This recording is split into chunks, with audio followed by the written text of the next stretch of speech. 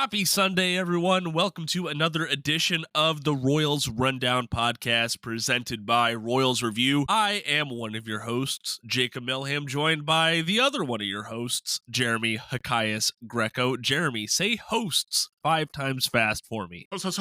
I don't think you're pronouncing the T in there, but that's okay. That's irrelevant. Yes, it is.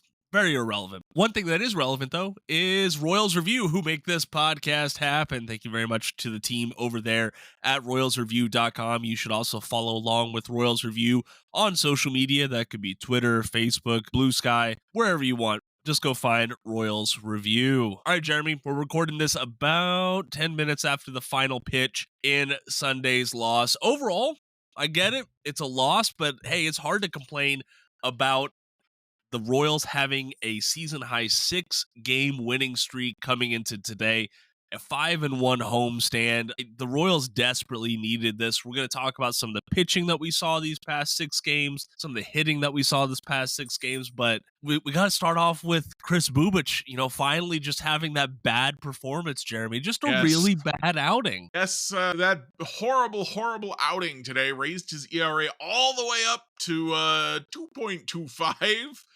With a 2 something FIP. I lost my here. 7.8. Lost my 2.78 FIP. I think. I went to go look at Bobby Witt Jr.'s numbers for some reasons. A 2.87. So you were close. You're just a little dyslexic.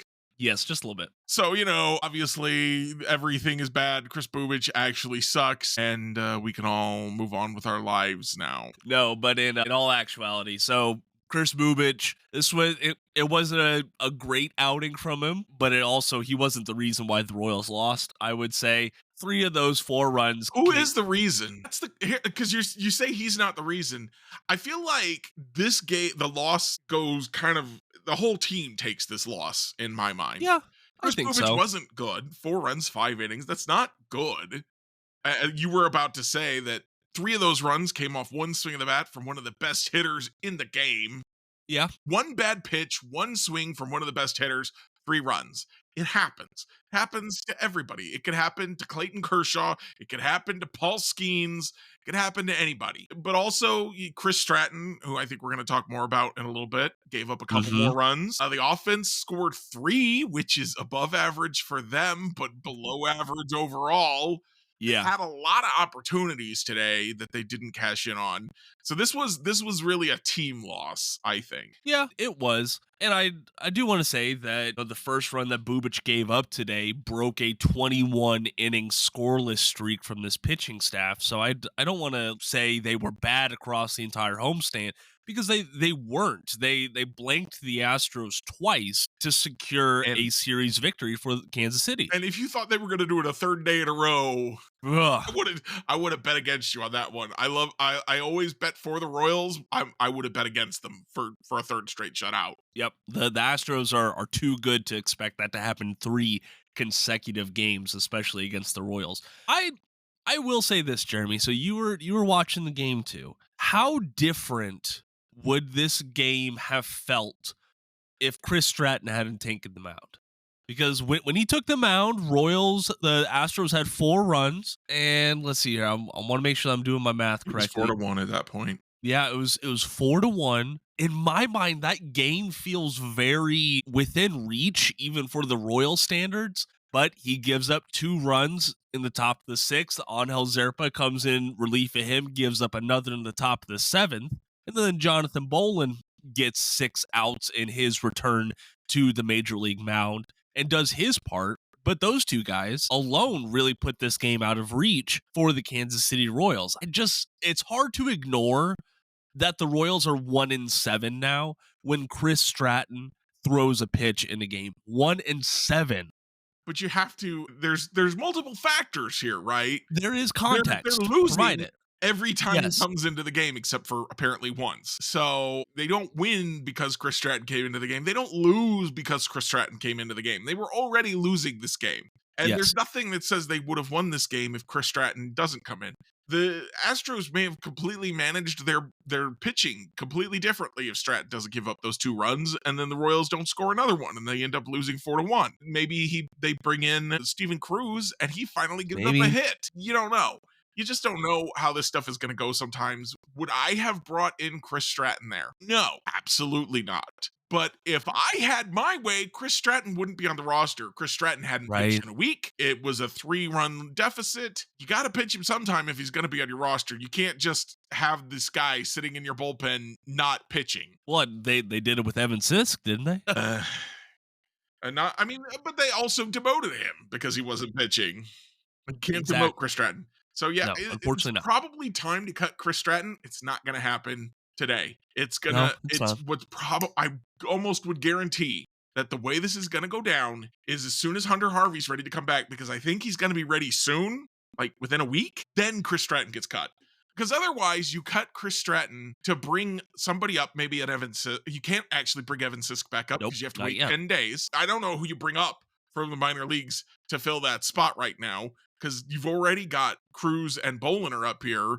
So is you going to tell Sarantola it's time to make his major league debut? Noah Cameron, it's time to make your major league debut? I don't think so. So you don't have anyone that you could call up right now if you cut Kris Stratton. And if you did cut Kris Stratton and did call someone up, you're immediately demoting them, hopefully in a week or less, to put Hunter Harvey back on the roster. Because Steven Cruz is not going anywhere.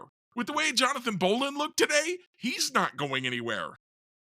Zerpa, you could maybe demote. I think you could probably justify that, but I think you could justify not demoting him and moving him into Kris Stratton's role in the bullpen. I think makes a lot of sense. Yeah. So back to your point about Kris Stratton. I think there's another juncture where the Royals could justify cutting him that I hadn't thought about before this conversation started. Cole Reagans left that game 1 of the doubleheader a little bit early after it was a groin strain, if I recall correctly. Groin strain. Groin tightness. Thank you. Tightness is not a strain, just to be clear. Yes. I'm not just being nitpicky. They're different things. There are, and to be clear, I think that when you're talking about injuries and things like that, the specific words you choose do matter. So I appreciate that, Jeremy. But last we heard about him, it's a little up in the air if he's going to be able to make his next start. Well, the way they were talking last night, I don't know if you watched last night's game. He was feeling really good yesterday. So they expect him to make his next start on Tuesday. Okay. The last update that I'm reading verbatim from the MLB injury notes is it is unclear whether he'll be ready for his next. When was that posted? Updated today. Okay. April 20th. Oh. Is that Annie Rogers or is that some MLB pool reporter? That is Annie Rogers who updates those. All right. Well, I guess he could miss the start, but the way the broadcast was talking yesterday, it seems very unlikely to me. If, let's say, the other thing is because they have tomorrow off, they could push him back a day. They could. They absolutely could. Right now, my understanding of the plan is, it's still going to be Michael Lorenzen who starts on Tuesday. Maybe Seth Lugo gets bumped up to Wednesday and they try to put Cole on Thursday. But worst case scenario, let's say Cole Reagans cannot make his next start, but they don't want to put him on the 15-day IL. Well, then at that point, you cut Kris Stratton and you promote another starter, i.e. Noah Cameron that you brought up. Yeah, Cameron's about the only guy you've got on the 40-man. Right. Which is unfortunate because I don't want him to debut simply because they need a starter. I agree with that. I do. But right now, Kyle Wright's not ready. Alec Marsh is still sidelined. There's really nobody else because... Go ahead. I kind of expect them to do a bullpen game if Reagans can't go for some reason. I think that's what really makes the most sense. You can have Lynch and Bolin can each go 2-3 innings and then fill out the rest of it with, whatever relievers you want. Now, in that situation, you still, no, because you can't. I keep wanting to call Evan Sisk back up, but you can't. No, you can't. Unless Kris Stratton is hurt, then you could call Evan Sisk back up. Jeremy. I'm just... If he's hurt, now I don't look at Kris Stratton the way that I looked at Sam Long and go, he also, not only is he bad, but he kind of looks hurt. Yeah. I don't see that, so I feel like that's a harder thing to pull off, but yes, they could do it. That they could. So there's a lot of different directions that they can go. All this discussion just to come up to that. There are definitely different avenues to get to the final result that Royals fans have been clamoring for this season, and that is to get Kris Stratton off of this roster. He's still going to be on the payroll. Will not be here by the mid-May. He will be gone. I guarantee it. You think you? I guarantee promise? It. I promise. Please? Because he's the obvious choice to go off the roster when Hunter Harvey comes back. Yes. Everyone else makes some sense, as I kind of went through everybody already. Even Angel Zerpa's the only other one that makes any sense to remove from this roster right now. And you could demote him and call Hunter Harvey back, but it really makes a lot more sense to just cut Kris Stratton at that point. Because at least Angel Zerpa looks like he can occasionally get a scoreless. I think they said Kris Stratton every now and then. You said he's got 8 outings, 6 of them he's allowed to run to score. I'm pretty sure at least one of the others he allowed inherited runners to score, even if he didn't allow a run of his own. I don't have that. I don't have any. So according to Baseball Reference, any of his outings this year, he has not had an inherited runner. Okay, so I'm misremembering then. Which also makes sense, because why are you bringing Kris Stratton on in the middle of an inning? That doesn't make sense. So yeah, no, it doesn't. I misremembered that. That's fine. But yeah, so it's either Zerpa or Stratton off the roster when Harvey comes back. And he's pitching again. He's throwing again. They think he's about ready to go on a rehab assignment. I don't think he needs many rehab appearances. He wasn't out for that long. 2 or 3 tops, I would think, and then get him back up here. I would say so. It just depends on if he re-aggravates that injury or not. Now, and here's the thing, is if he re-aggravates it, then you cut Kris Stratton and bring up Evan Sisk when the 10 days are up. There you go. So, as of right now, Kris Stratton's ERA sitting at a cool 9.0, unfortunately. That one win that the Royals had where he made an appearance was that 8-2 win over the Baltimore Orioles, and he came on in the 9th inning. Like, just when the game was completely out of reach. We could use a position player or Kris Stratton. Same difference. Yes, precisely. And I appreciate the context that you gave, because it is true, but we're also getting to this point of the season. I'd say getting to this point of the season when we're less than 30 games in. But there's a lot of roster churn across an MLB season, and you do need to identify. I get it that these guys may not be hurting us or like preventing us from winning, but are they helping us win at this point? Like, Kris, I'm sorry, there has to be a better mop-up option that you don't completely cringe at if he has to come on in a middle leverage situation. If I see Kris Stratton, like, that's all the social media was when Kris Stratton came on and the Royals were trailing by 3 runs. Any team should be able to overcome that. Even the pitiful Kansas City Royals lineup should have a chance at doing it. But when Kris Stratton takes the mound, fans are like, well, time to turn the game off. And today was just another example of you can't have this guy on your roster anymore if you're going to be a serious competitive team, I think. But that's just how it is. Royals now. Go ahead. Speaking of the lineup, I have some thoughts that I want to give you about this lineup right now. Okay, but let's hear it. Let's take a break. Welcome back to the Royals Rundown podcast presented by Royals Review. So, Jeremy, before we went to break, you said that you have some thoughts about this lineup that did, for most of this homestand, they did just enough to prevent the other team from winning. But what are your thoughts about the lineup? Right. So a lot of it is today, but some of it's from the past few days. So the first thing I noticed today was, and I posted about this on Blue Sky, my thought was, they're getting a lot of base runners, but they're not scoring a lot of runs. So it's always the eternal question now of, are they about to score a whole bunch of runs, or are they about to run out of chances? And remember, they're facing Hunter Brown, who was on this incredible scoreless inning streak. Emphasis on was. They scored a run against him. And then the first reliever out of the bullpen was a guy who had only given up a home run to Luis Arias. That was the only runs he'd given up all year. They scored a run off of him. So the Royals, I think, showed a little bit of offensive oomph there. I know it's like, 1 run, 2 runs, really? But those were guys that weren't giving up runs, that they scored a couple of runs off of. And there's 2 specific guys I'm looking at the past few days and going, they are not out yet, but they're about to be. And that's Vinnie Pasquantino and Hunter Renfroe, who are both just missing. They both, the past few days, are tattooing some balls and just missing. Now, Vinnie also did get the home run Saturday night, Yeah. But he just missed a home run a couple of times in today's game. And then he, he's hitting the ball hard, still just a little bit out in front of it, but he's getting closer. And Hunter Renfroe also he's hit a couple of balls really hard, just short of the fence or just foul.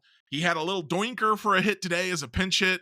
These guys, both of them, I think, are about to start a hot streak. And of course, Salvi is kind of already on a little bit of a hot streak now. Yeah, he is. Yeah, he had a great homestand. So many doubles up against the wall. I get it. Some of those doubles I'm sure could be stretched out into triples if it was Salvador Perez from 10 years ago, but alas, here we are. And that's a great point that the lineup is somewhat playing up to their competition, which I know that's a statement we usually reserve for a team like the Kansas City Chiefs, right? We see them play down to their competition a lot during the NFL season, and it does go to show the human element that is still ever present in baseball. We talk about a lot of numbers on this podcast. The broadcast does it. We talk about processes, things like that. But I'm sorry, when you have these super competitive guys going up against, like, hey, I know that this guy is one of the best in baseball. I want to prove that I am better than him. And when they go and they produce like that, that has to be a huge confidence boost. So I guess that is a nice silver lining there, Jeremy, that I didn't think about. Thank you for bringing that up. And yeah, One of the things I've looked for ever since I started writing for Royals Review is one of the first places I made kind of my where I felt like, oh, I do know what I'm doing. I want to say made my bones, but I don't. Some people are probably still like, no, you still actually suck. I don't know what you're talking about. But one of the first pieces I ever wrote that I was really excited about was analyzing Kendrys Morales and why I thought he was about to get hot. And I don't remember exactly what that analysis ended up being, but he did get hot. Okay. And then a couple of years later, I said Hunter Dozier also about to get hot. He got hot. Now, not always right. I predicted other times when I thought Hunter Dozier was about to get hot and it didn't happen. I predicted times when I thought Ryan O'Hearn was about to get hot and it didn't happen. But I haven't dug into any numbers with Pasquantino and Renfroe. This is eye test. This is vibe. So take it with, I guess, a grain of salt. But I really do believe those two are about to start. They're not going to turn into Aaron Judge out there, but they're going to turn into better versions of themselves that actually get hits. Okay. Hey, I would certainly take that, and I know most Royals fans would as well. I did want to get your thoughts on one thing, Jeremy. So it feels like every now and then we have to talk about attendance there in Kauffman Stadium. But it was nice to see that as the team was winning, as this winning streak extended, that more fans were getting out to the ballpark. Now, I can't recall today's attendance, but I remember Saturday nights was somewhere in the 20,000 range, which is unfortunately well above average for Kauffman Stadium nowadays. If you had to make a case for a casual fan to go out and see a baseball game for the Kansas City Royals, what would be the selling point? I know for me, it would be Bobby Witt Jr. seeing one of the best in the game, but what would your selling point be? The starting pitching. Yeah. Especially a Cole Reagans night or a Kris Bubic night. Even a Seth Lugo night is a night you're going to want to watch that guy. I will refrain from saying anything else about what I was just thinking because the argument is you should go to the stadium. Yeah. So it's cool to see these guys play live. And it's a very different experience. I went to my first live Royals game last September in Atlanta for the first time since, 20 years? Not 20 years. I went to an Atlanta game a few years ago, 2010 maybe, so still a decade. Yeah.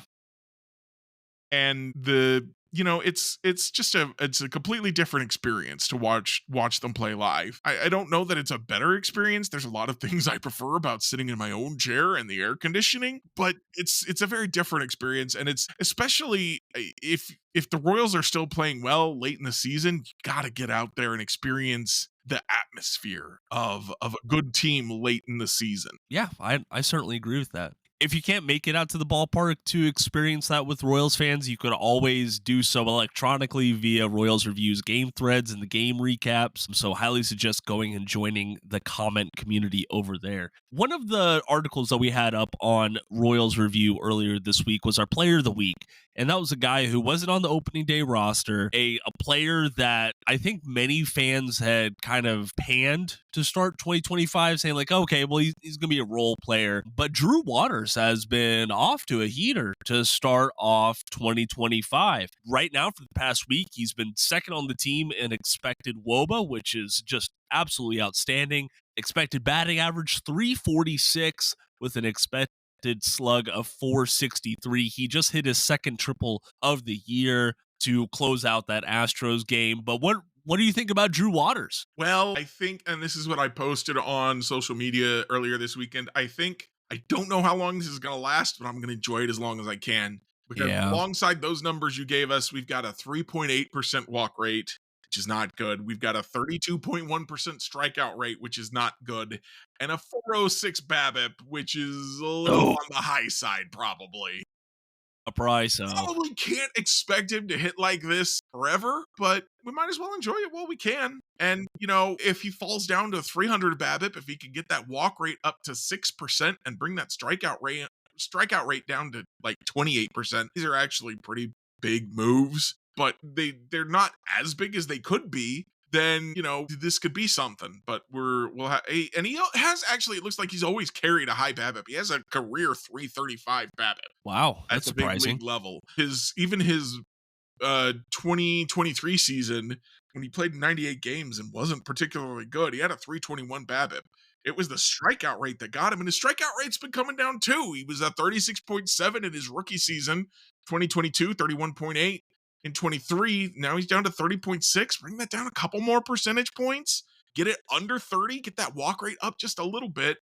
And he could continue to be, and this is the other thing, is Drew Waters a really good outfielder? Probably not. But is he better than MJ Melendez? Probably. Yes. So he still improves the roster, at least until Jack Caglianone can get here. Yes, which let's go ahead and talk about that. So the Kansas City Royals top prospect, he's been the talk of the farm system, and rightfully so. He's been doing just amazing things with the bat down in AA Northwest Arkansas. But one of the things that was lingering from the offseason is we had Andy Rodgers talk about it. We've heard so many different pundits around baseball talk about like, hey, his easiest path to the league is through the outfield, and just how poor the Royals outfield has been to start off this year really proved that. It was like, okay, well, we could definitely use him in this role. Well, finally, in AA, we saw him play in the outfield, and I was that first outfield start, I want to say it was Thursday or Wednesday. Go ahead. Say finally, and I'm thinking already. Like, we're not even a month into the season. He's already out there. They're not waiting around. Well, as they shouldn't, because I think he needs at least reasonably, I think he needs at least a month in the outfield in AA. Right, but that also assumes that the bat is going to stay productive, and then he takes it up to AAA. So this is getting the ball rolling. And I thought that if the team was going to say, okay, Vinnie Pasquantino is our first baseman for the immediate future, I thought they were just going to throw Caglianone out in the outfield to start off. Like, he would either be designated hitter or playing in the outfield. That's how I would have handled it, but they slow rolled it, and that's okay. Now, I got some reactions to the Twitter account, Royals Rundown Pod on Twitter, because these were some basic plays that Caglianone was making as an outfielder, but he was still making them, which I was excited about. The jump wasn't lagging. He was tracking balls over his head to the warning track. He was making accurate throws from the outfield. Like, Jeremy, I didn't see anything that should say, okay, well, he's going to need more time than we expected in the outfield. I think he just needs to start playing out there every day, see what it does to his body, and changes his routine. And I'm not asking Jack Caglianone to become a Gold Glove outfielder. I'm asking for him to play it competently enough that he's not hurting the team more by playing the outfield than he is helping them at the plate. And I know so many people keep telling me he's too big to play the outfield. Aaron Judge started in center field last year. Was he good at it? No. Was he good enough? Absolutely. Jack Caglianone can do, and he's got an arm out there too, we know, because he was pitcher last year. Last year in college. I'm flabbergasted by some of the stuff. This is completely unrelated to what you're talking about. But it's about Jack Caglianone, and I'm watching Cam Smith play for the Astros this year. Yeah. Cam Smith was drafted after Jack Caglianone. The Pirates, Kurtz, who does Kurtz play for? Wasn't he? Nick Kurtz got called up by the Athletics. He was drafted after Caglianone last year. He was drafted 2 spots ahead. 2 spots ahead, excuse me. 2 spots ahead. Same round. Yep, same round. Travis Bazzana for the Guardians is expected to probably get the call up this year. I wouldn't be surprised if we maybe saw Weatherholt. I wouldn't either. Guys, perhaps to me, the opposite side of the coin of AAA is further from being MLB ready than ever, is that college players are closer to being MLB ready than ever. And Paul Skeens came up almost the same year he got drafted almost. Yep. He should have broken camp with the Pirates last year. Yeah, he should have.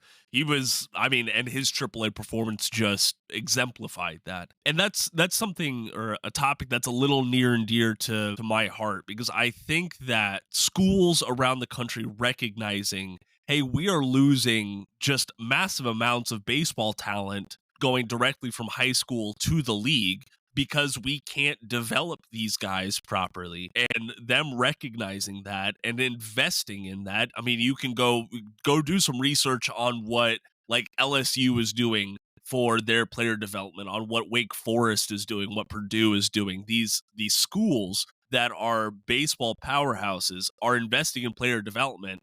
And frankly, it's paying off for them and for the league. And these players are just like a microcosm of that. And I think the early waves of those players that are developed in college being fast-tracked to the league. It's kind of fun to watch. Oh yeah, I was gonna say this is one of the best things to happen to baseball since I started watching, is for prospects to be able to be drafted and be in the big leagues the next season. One of the things I think that the NFL doesn't do better, but it gets more benefit from, is the NFL draft is a huge off-season affair where they draft these guys and then they're starting that fall.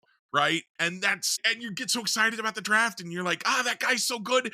And I could see him starting for my team this year. And we just had the NFL draft, so this is on my mind also. Yeah.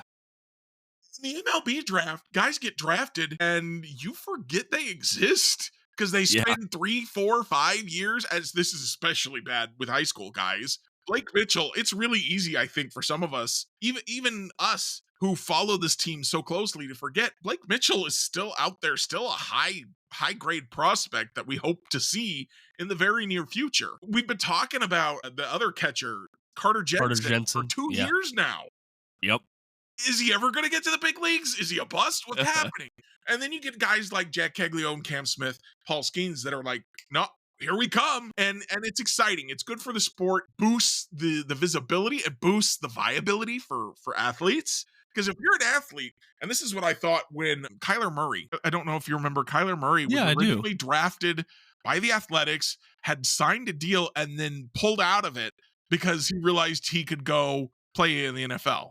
Because he was going to get paid in the NFL. And he was going to get to play NFL football immediately. Why would you play baseball when you can get paid more? I mean, you can get ultimately paid more in MLB because MLB doesn't have the salary cap yet. That is one thing it has going for it. But your rookie deal is much stricter in MLB than it is in the NFL. Mm-hmm. And you have who knows how long, and you've got service time games that get played to prevent you from winning awards, prevent you from getting your free agent contract. So in a lot of ways, the MLB has shot itself in the foot with the way that they've handled all this stuff. But also some of this stuff was just working against them, in that when I draft a high school player, he's not ready for the big leagues. Yeah. We're projecting based on talent. We're not saying you're good enough now. And to have these guys be good enough now, Jack Caglianone could play in the big leagues now. He could. He wouldn't be a star immediately, probably, maybe. but probably not. But knowing that he could, and he could be, and even if he isn't now, he could be very soon, is good for the sport. It's good for the players. It's good for fan interest. Yeah, It's just definitely. good. It is. It is good. I feel like we're going down this rabbit hole, but one thing that It's fun. crossed It's a rabbit hole. it We is. haven't considered it. It's fun. It's exciting. It is.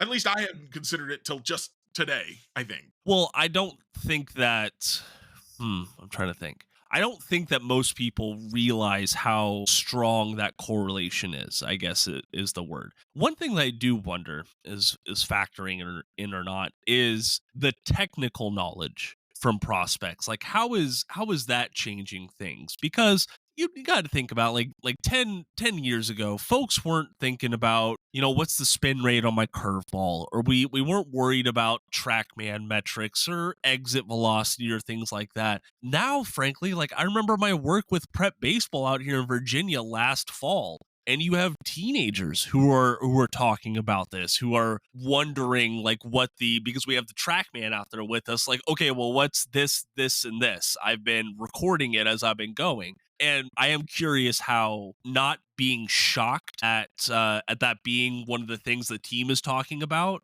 if that is helping ease these prospects into professional baseball. 100%. We even, again, not to just beat on the horse of the NFL, but we see that there are some colleges that are known for having pro style offenses where they ask more of their players, and NFL franchises feel more comfortable drafting those players and putting them in the starting lineup very quickly. Whereas other guys who got by on talent and, just ran 9 routes down the field, and they're like, well, you got a lot of speed, you can catch a ball, but you don't know an NFL route tree, so we could draft you, but we're going to draft you later, and it's going to be a while before you really get paid, if you get paid. So the more knowledge you have, the more technical knowledge, as you specifically said, the better off you are. And I think that's a huge reason for why these guys are better coming into pro baseball now than they ever have been, is that they have that knowledge instead of going, well, I got a good curveball. I don't know why I have a good curveball. And then having to go to the pro franchise to find out, okay, it's because of the spin rate, and it's because I'm doing this with my wrist and blah, blah, blah. And now I got to, I can make it even better if I do these things. They're learning that before they get drafted. So they're getting better before they're drafted. Yeah, that's excellent point.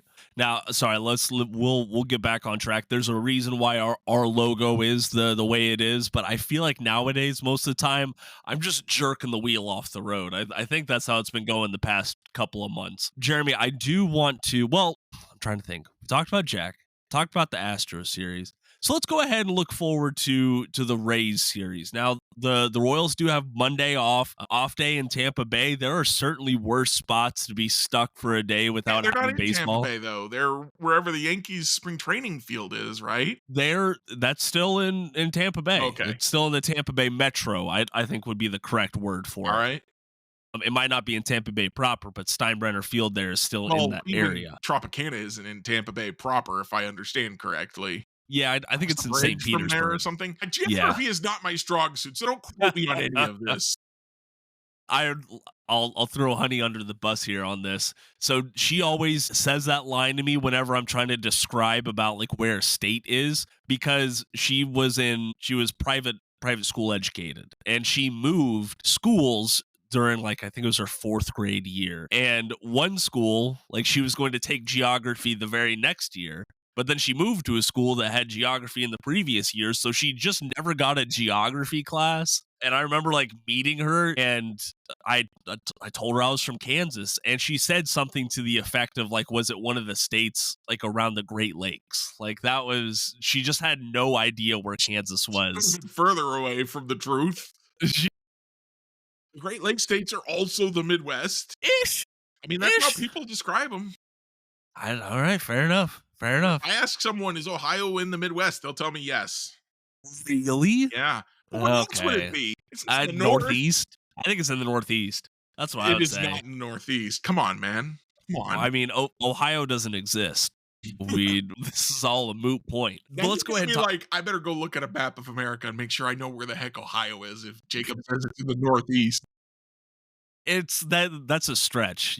I think you could make a case for either way, if you will. Let's go ahead and talk about this Rays series coming up, which, the Rays, they're one of those clubs that they just for like the past 2 decades now, they've just had this reputation of they're never going to be great, but dang, they're going to be pretty close to it. And this year is kind of the same. One of their big ticket like things that they can hang their hat on is also their starting pitching. The Royals are going to face some very tough starting pitching, including on Thursday you have Shane Baz, on Wednesday you have Drew Rasmussen, and then on Tuesday you have Taj Bradley, who the ERA isn't great, but Taj Bradley he was a top flight prospect for a reason. The underlying numbers suggest it should come down. Yes, that it should. I mean, the Royals lineup is still struggling compared to league average, even though they have been winning. Jeremy, tell me if I'm wrong, but I'm a little worried about them winning this series. I think that this is a very losable series for the Kansas City Royals. I think that makes sense to be concerned about. The question is going to be the pitching. Is the pitching going to... And I think that's just the 2025 Royals. Without that outfield bat we wanted them to add in the offseason, I think right now the plan, if you're a Royals fan, is get to July and get to mid-June a little over 500. Get that far. Let the Royals trade for an outfielder, call up Jack Caglianone, do both, and go from there. Get the pitching to carry you until you get... The offense is just not going to be good. No, it's going to have some good days. I think it's about to have a bunch of good days, but it's also going to have some bad days. It's going to have a lot of bad days, and so you're going to have a lot more 2-0 wins than you are 8-4 wins, and that's just, I think, what we've got to get used to as Royals fans. And that's the thing. Is there's been a lot of focus on, man, the hitting is bad. And that's true. The hitting is bad. But we need to also think about, man, the pitching is good. Yeah, they are. And the pitching's getting better all the time because we started with Chris Stratton, Sam Long, Angel Zerpa in the bullpen. Well, Sam Long's gone. Chris Stratton won't be here much longer. We've replaced them with Jonathan Bolin, Stephen Cruz have both looked very good. Evan Sisk looked like he had some real promise in his season debut. Hopefully we'll see more of him and he'll do good. And suddenly this rotation, which is already a strength, has Michael Wacha as its worst starter right now, who pitched 6 shutout innings the other day. Just awful.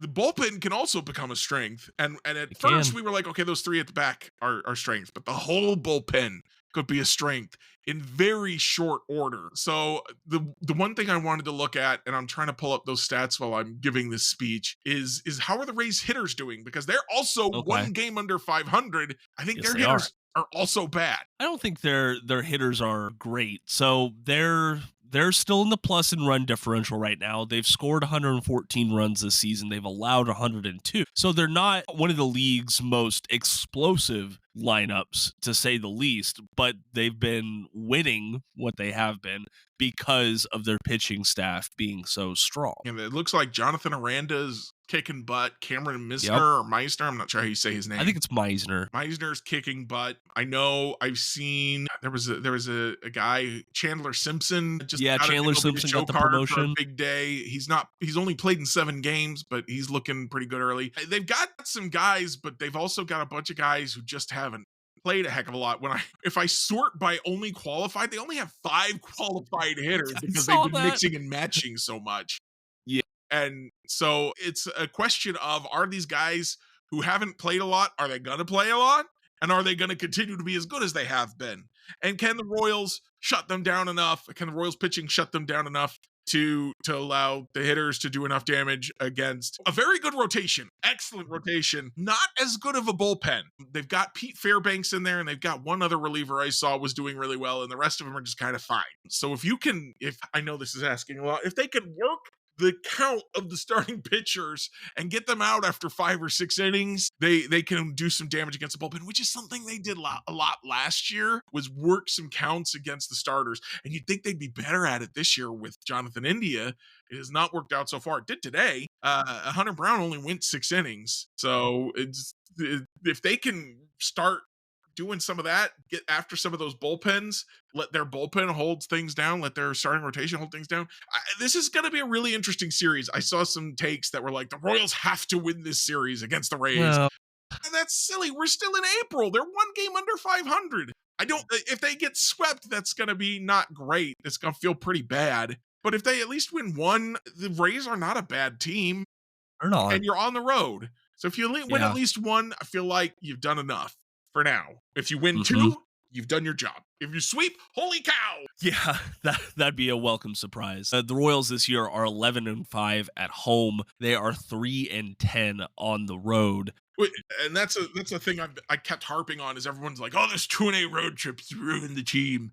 Well, guess what? On the 2 homestands around that road trip, they only lost 3. Yep, precisely. It's almost like they're more than one set of games to a season. What? Wow, and that's pretty you can crazy. have a really cold streak and you can have a really hot streak and it evens out. And let's see what else happens. Yeah, just enjoy the ride in a sense. They went 5-1 on this homestand, and you're saying, if they don't win this series, the season's over.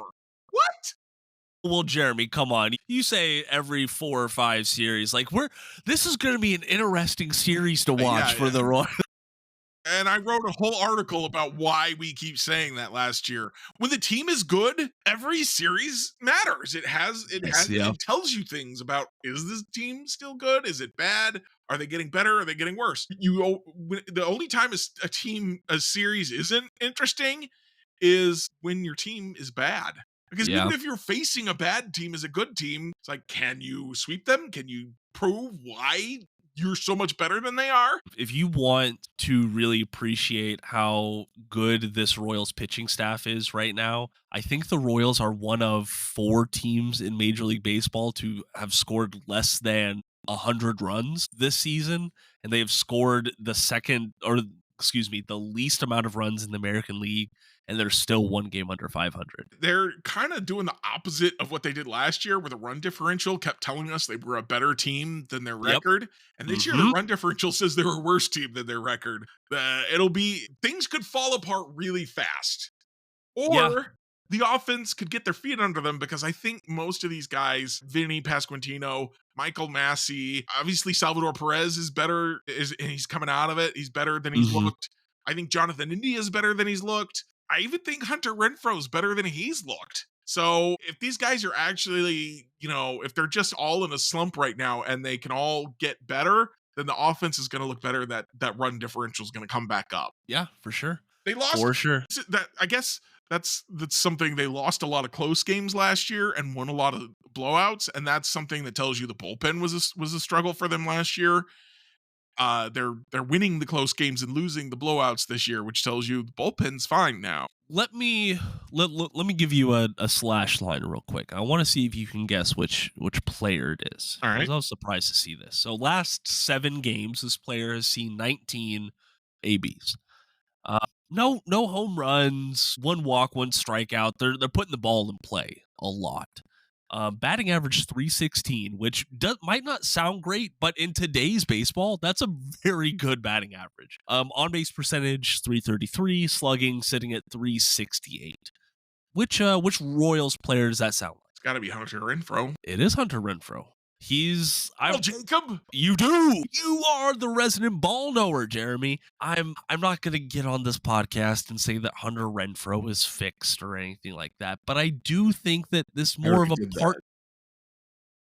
I think that this is about to be. I think what coincides with him showing a little bit of promise, I think it's when he became a part-time player. And I don't know if that was some personal motivation. Some of the pressure came off of him, I think, a little bit too. Probably no one's so. Hitting. Come on, Hunter Renfroe. Well, if Jay Melendez gets demoted, now we're all talking about how good Drew Waters is. All right, Hunter, did you get a hit? Cool. Good job, Hunter. We're proud of you. And we expect so little of him that we're ready to say, hey, good job. Attaboy. Give him an attaboy. Which, speaking of hits, Bobby Witt Jr., we haven't even talked about this, extending his career high hit streak to 19 games. This is the longest from a Royals player since Whit Merrifield's 31-game hit streak back in 18 to 19. What'd you say? Just 12 more to go. Yeah, that is very tough. He has 2 hitless games so far this year, something like that. I think it is I think too. that's what they said on the broadcast last night. Hey, Bobby knows baseball. He is not taking a step back at all. It's wild. It is. Let me check out these WRC plus numbers and compare them to last year real quick. Well, because today he had that RBI double in the 5th inning. Let's see here. He's walking more, striking out less. Power isn't there yet. But if the power stayed where it is right now, it would be the worst power season he's ever had. Even his rookie year, he had a 174 ISO. He's got a 159 right now. Wow. The whole team is suffering a power outage. And I think a lot of it can be explained by how cold the season started. Maybe. Yeah. I really do believe that. I think as we get into May and June, we're going to see some guys start hitting some of those dingers. Well, hey, they're heading down to Florida right now, so that's a pretty good spot to have a spark. Baseball, not inside the dome. So exactly. Bobby, to his credit, I don't know if it's as much the power outage, but the home run outage, because right now that double that he hit today was his 12th of the season, which is the most in Major League Baseball this season, and his 10th extra base hit. And his ISO's awful. What does that tell you? That he's got all these doubles and his ISO's awful. The home runs are coming, baby. They're coming. They are. My gosh, very exciting stuff to watch. If you want to know more about individual Royals players, how they're performing or aren't performing, go check out Royals Review. Didn't you want to talk about how bad Bobby Witt Jr.'s been with runners in scoring position? You gotta, man. I was like, I don't want to talk about that. You're like, no, we gotta. I was gonna leave that in the unrecorded section, but now that you've thrown me under the bus, so if there is any one gripe that I think that Royals fans can have with Bobby Witt Jr., it is in that situation when there are runners in scoring position. So far this season, he has a 573 OPS when runners are in scoring position compared to his 858 mark over the entire season. Like, without runners on, period, no outs, I think his OPS is north of 1100 right now.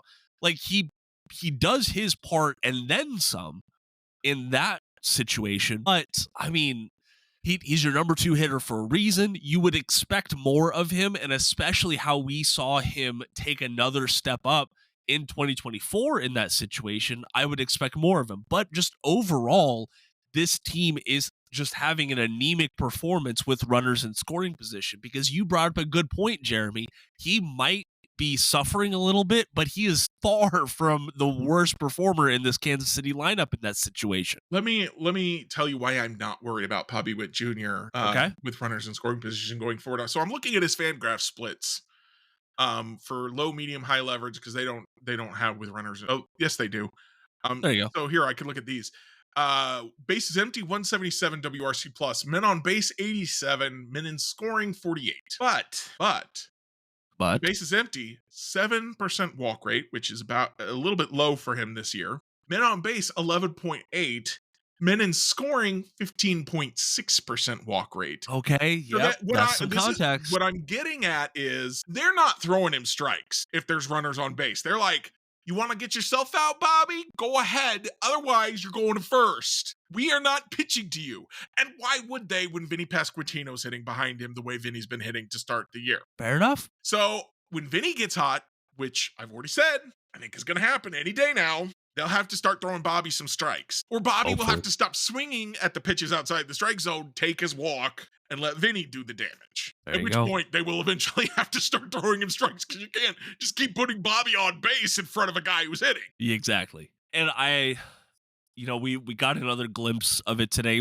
I think we talked about this on last episode, like how different this lineup looks when the bottom third is producing. And we saw a little bit of that today. I remember Kyle Isbell standing on second, Jonathan India standing on first with, it was either one out or no men out, and Bobby Witt Jr. at the plate.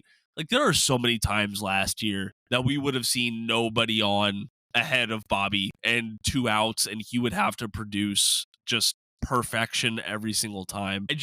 I think it's a little bit through 2024 colored glasses that I'm viewing this, and you bring up an excellent point. Just they're not throwing him. He can get on base just fine in that situation. It's the slugging that is holding that OPS and that WRC plus back, because he's not gonna hit hit a 3-run jack in that situation. I'm sure that they would probably rather walk the bases loaded and just go for the double play ball against Vinnie Pasquantino, which unfortunately, even with the reduced shift in 2025, is still very effective against the pull heavy Vinnie. I hope Bobby turns it around and is just crazy against with runners in scoring position. But like you said, the rest of the lineup behind him, immediately behind him, needs to improve to make that happen. Yeah, and I think I've said this before. I know we all live by the Buddy Bell. Never say it can't get worse. But what I like to say is it would be hard for it to continue to be this bad. Yeah. It could happen, but it seems unlikely. So, don't bet your life savings on it, but also don't give up and say the season's over either. And here's one more thing I do want to say about Vinnie Pasquantino that I wrote a little bit yesterday in yesterday's recap is, yeah, we keep talking about how bad Vinnie is. He's leading the team in RBIs. He's 10th in the AL. He's leading the team in home runs, which isn't to say that Vinny's actually been good, but also Vinny being bad is different from MJ Melendez being bad. There's reasons to think that this is not forever, and that when it gets good, it will be really good. Yeah, it will be really good, and you know, Royals are still winning, even though they have scored 4 runs or fewer in 25 of their 29 games so far this season. That cannot continue forever. No, it can't. 20 of their last 22 games, they have scored 4 runs or less, excuse me. Did they score more than 4 runs? They did in both of the Colorado games. I was going to say this whole road, this whole homestand. So 4 out of the 6 games, they still didn't score 4 runs, but they still won 5. So, something that I do want to you were giving a little bit more context on how the Royals were facing very good Astros pitching today. Yeah. The Houston Astros have not allowed more than 4 runs since April 14th, and they've only allowed 22 runs in 11 games since then. It speaks more to this series win. It's easy to say, well, this continues the trend that we've seen of the Royals not scoring runs. So I still believe the Royals aren't scoring runs. But I'm just telling you, Hunter Brown didn't give up any runs in like 3 starts. And the Royals got 1 off of him. Should have got more. Yes, but they're not a perfect offense. These are not the Los Angeles Dodgers. No one is the Los Angeles Dodgers except for the Los Angeles Dodgers and the Diamondbacks and the Giants and the Padres somehow. Well, the NL West is wild. So hey, you bring up the Dodgers, which this is something that I tweeted out during the game. Is how crazy would it be if the Los Angeles Dodgers had not traded away Yordan Alvarez? Well, they wouldn't have Teoscar Hernandez and Yordan Alvarez, would they? Would they? I mean, they might. Man, it's crazy to think that guy is only 27 Mookie years Betts old. will probably just be playing in center field. Let's see here. I'm trying to so August 2016. This is how long Yordan Alvarez has been in baseball. Dodgers traded him to the Astros for right-handed reliever Josh Fields. So even the Dodgers make terrible trades. Yes, they do. Yes, they do. Just some food for thought. And you were bringing up Hunter Brown's just scoreless streak. I mean, he didn't allow a run since April 3rd. His scoreless streak was at 20. Yeah. It was a great run from him, and it was the Royals who ended up breaking that up. So there's something you can hang your hat on there. So it's a moral victory. There's 2 ways you can look at it, and I guess neither way is wrong. You could look at, like I said, you can look at it and say, well, this is just a continuation of how bad they've been. Or you could look at it like I'm trying to do and say, listen, they got to guys that no one else has been able to get to. Yeah. Precisely. And I think that means something. It should. And that is something that doesn't mean they're going to score 20 against the Rays tomorrow, but the Rays also have good pitching. Who do they face after Tampa? You know what? I am blanking. I'm blanking on who they face after Tampa. Can we get some bad pitching? Can we get some more Rockies pitching up in here? The Orioles are next. The Orioles have not had good pitching. So they go to Baltimore to face the Orioles. That will be another interesting series to say, hey, all right, you didn't get they actually did score. They scored a bunch of runs in that one game against Cade Povich. They did 8 runs. So it'll be, can you hit the Orioles in Baltimore? Oh, and then guess who they get after the Orioles? They get the White Sox at home. Yeah. Yeah. And then they get Let's the Red go. Sox, which will be another tough series. It will be. It will be. But if you want the lowdown on all of these series before they come, make sure you go check out royalsreview.com. You can also follow along with Royals Review on social media, or you can follow the podcast or us on social media. Our links are down in the podcast description below. Jeremy, what do you say we get to some reviews, huh? Yeah, I guess we probably should. Yeah, we're running a little bit long today, but that is like just fine. Some days we're like, 30 minutes, we got enough content for you. Leave us alone. And then other days it's like, wow, an hour? I guess we should stop talking now. Fine. I'll go ahead and start it off.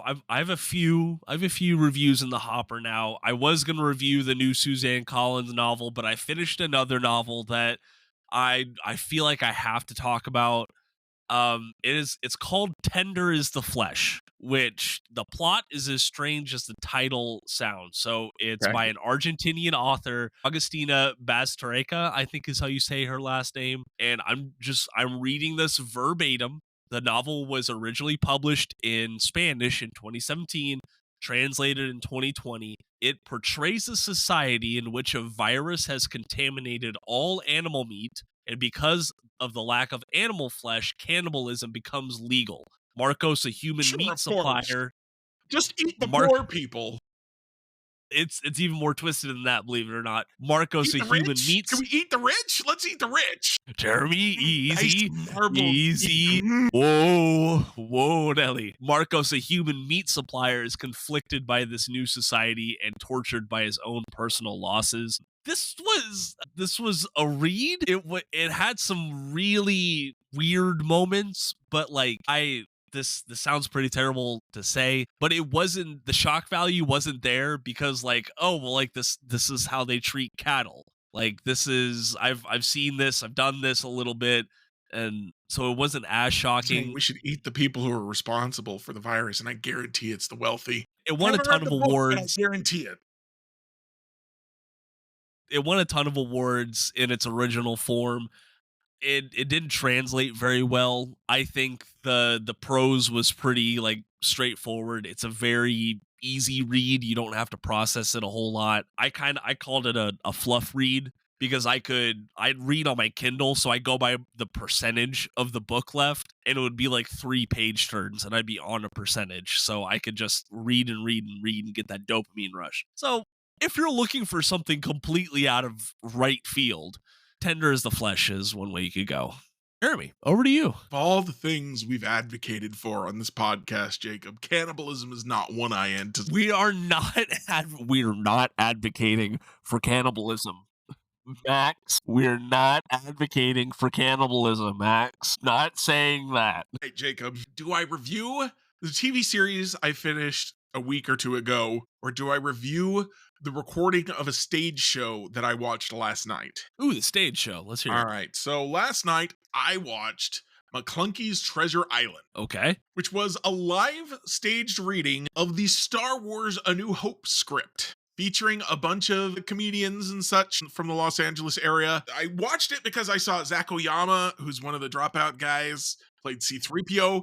Perfect casting. They also had Tatiana Maslany, who I know from She-Hulk as Princess Leia. Oh, really? They did a female casting of Han Solo, which was a lot of fun, because I don't know if you remember this. He has in A New Hope, he has this line: "If we can avoid any more female thinking, we might get out of this alive," or something like that. No, yeah, I did not remember that. Because it's the 80s, baby. Well, the 70s, actually. So yeah. You say that in the 70s, apparently. You shouldn't, but you could.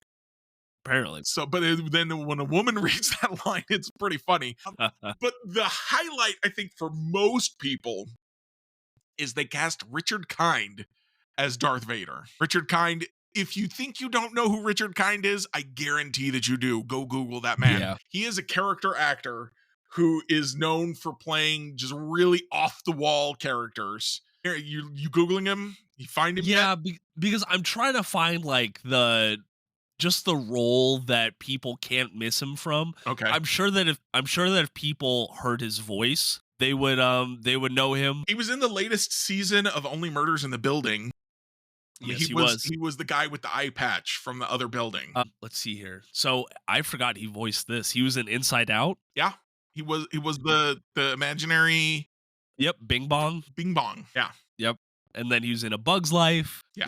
He's just everywhere. A million things, and they got him to play Darth Vader, which is an example of casting against type that was really fun. There were some people they cast who just like nailed the original interpretations of the characters, and then other people like Richard Kind, like the woman that they cast to play Han Solo, playing very against type. It was a very enjoyable experience. I can only imagine that watching it live would have been 30 million times better, but I do not live in Los Angeles, so I cannot do that. But a funny story, I spent so much time, they have it on their website for rent for $15, and I'm like, I don't want to rent it. I'm sure I'm going to want to buy it. I'm going to want to own this. And it was like, I got to figure out how to buy this. And finally I gave up and I rented it. And then I got to the end, and there's a link to all of the videos on YouTube for free. So that's an option for you. They've got the first 4 Star Wars movies are out. Plus, they've also got a script reading of the holiday special, and the Empire Strikes Back script reading is supposed to come out in May, I believe. They're supposed to record that in May, and the tickets are already sold out for that. I'm sure it's going to be great. They do a lot of really funny casting. I'm really looking forward to watching the others. But yeah, if you're kind of a Star Wars nerd and you're kind of a comedy nerd and you're like, what could another version of this have looked like? Check that out. Dynasty Typewriter. You can also find it on the YouTube channel. The George Lucas podcast experience or something like that. I'm trying to pull it up in my browsers. Like, I'm going to take a really long time. The George Lucas Talk Show has all of the videos on YouTube. There you go. And you can check that out. Watch it for free instead of paying $15. I don't mind that I paid $15 because, hey, that is an endeavor worth supporting. Just a really great experience, and I hope you all will check it out. Yeah. 7.8 stars on IMDb for that production. And also, I have to toss this out there because this is an amazing number. Richard Kind, 300 acting credits. Yeah. To his name. He is everywhere. He's everywhere, my man. All right, folks, after 2 very different ends of the spectrum for our reviews today, we're going to get on out of here. One of us advocated for cannibalism, one of us advocated for local arts. I'm not advocating for cannibalism. Even if the local arts aren't local to you, they're still local. All right, folks, we're going to get on out of here before we dig ourselves in. If you want to eat the people, please stop derailing us. I'm trying to save the podcast, and you keep on derailing it. We're going to get on out of here now. Jeremy, any closing thoughts for you? Anything else that you want to get off your tongue? Don't eat. That goes without saying. Or dogs. Don't eat dogs. Yeah, dogs isn't. Or cats. What? Don't eat dogs. Nope. All right. I am Jacob Milham. They are Jeremy Greco. Thank you so much for joining us, and until next time, go Royals.